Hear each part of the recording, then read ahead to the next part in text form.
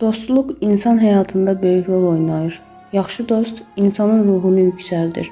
Onu Allah yolunda doğru yola yönəldir. Pis dost isə qəlbi və əxlaqı korlaya bilər. Dost seçimi həm dünyamıza, həm də axirətimizə təsir edir. Tövbə surəsi 119-cu ayədə buyrulur: Ey iman gətirənlər, Allahdan qorxun və doğru olanlarla olun. Yaxşı dost insanı tərbiyələndirir, səhvlərini göstərir və onu doğru yola çağırır. O, yalnız əyləncə üçün deyil, həm də dəstək, məsləhət və ruh yüksəkliyi mənbəyidir. İnsan zəif anlarında, çətinlik qarşısında yanında olan dostdan çox şey öyrənir və həyatını daha möhkəm qurur. Pis dostluq isə insanı yanlış yola çəkir, qəlbi qaranlıqla doldurur və ruhən zəiflədir.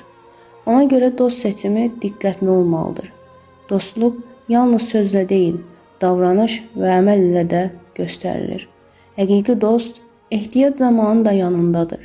Sənin uğurlarına sevinir, qəlbini qaranlıqdan qoruyur.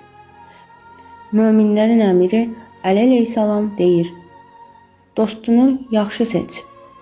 Çünki o sənin sözünə, əməlinə və qəlbinə təsir edəcək. İslamda dostluq həm də bir imtahandır. İnsan dostluğunu düzgün quraraq həm özünü, həm də ətrafını xeyirli istiqamətdə təsir edə bilər.